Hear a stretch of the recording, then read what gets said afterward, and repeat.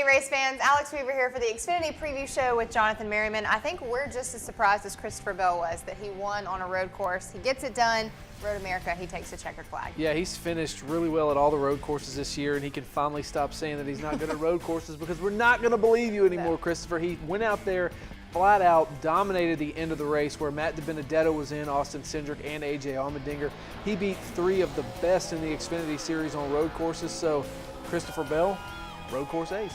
Well, the reason that we have on throwback t-shirts is it's one of our favorite weekends. It's throwback weekend of NASCAR. We're heading to Darlington, so what can we expect? I know the key to Darlington is to avoid a Darlington stripe and to stay off the wall. Well, the speed's near the wall, so what can we expect at Darlington? Well, I'm feeling a little too tough to tame, if you know what I'm saying, Alex. But, you know, Darlington last year, we look back and you know, attitudes tend to come out because during the Xfinity race, the sun is going to be out, it's going to be hot, it's going to be slick. Yes, you're going to hit the wall and you might hit somebody else. We saw Ross Chastain, Kevin Harvick, they kind of got into a scuffle. It really planted Ross Chastain's flag of, hey, I'm here to stay, I'm legit in this series, and it kind of really launched his career. So, I mean, if you can come out, run well at Darlington, get a win at Darlington, a lot is on the line.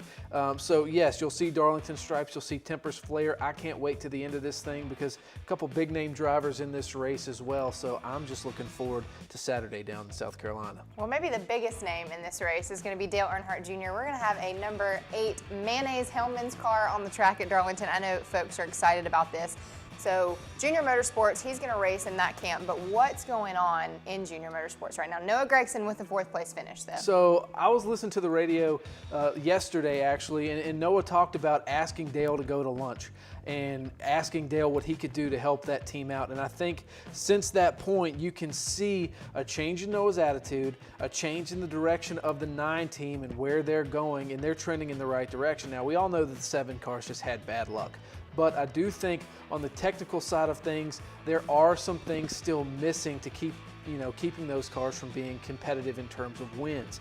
Dale in the 8 car this weekend will help remedy that. He's going to be able to feel things. He's going to be able to know things just by driving that race car that I think down the line, maybe not this weekend, that can help Allgaier, that can help Annette, and that can help Noah Gragson. So all in all, this is a big deal for race fans because Dale Earnhardt Jr. is coming back and he's going to drive at Darlington.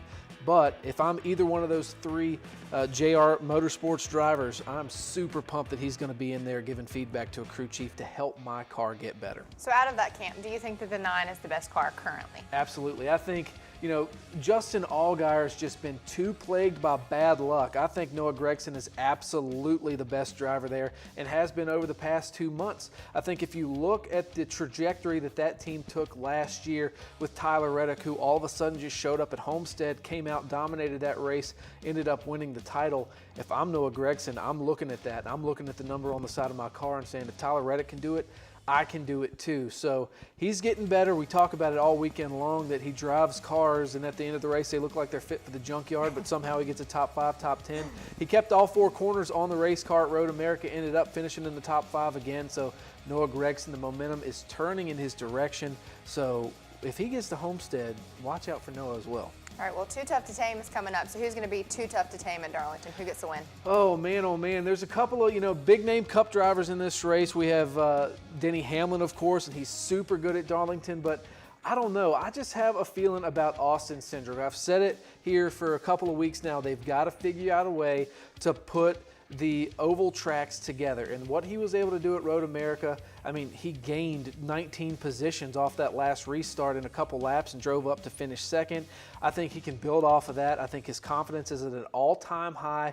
Look for them to be pretty tough to beat. He's going to have a teammate in that race as well with a little bit of Cup experience. Maybe he can get a little bit of get some notes from those guys a little bit. So who knows? Austin Cindric might be able to get it done. Well, if he wins, we just want hugs, because we'll be at Darlington, so I expect a hug afterwards. I don't know if he can pick me up. I'm a little bit bigger than Rutledge, and he got Rutledge. Well, I'm gonna kind of shoot off the wall for this one, but he always gets into the throwback spirit. Last year he had a mullet. This year I've already seen the stash in the works. I'm gonna go with Cole Custer in the 00. Not a bad pick. I mean, he's running well as well. All right, well, Cole, you have some competition here for best facial hair. Oh, you got yeah.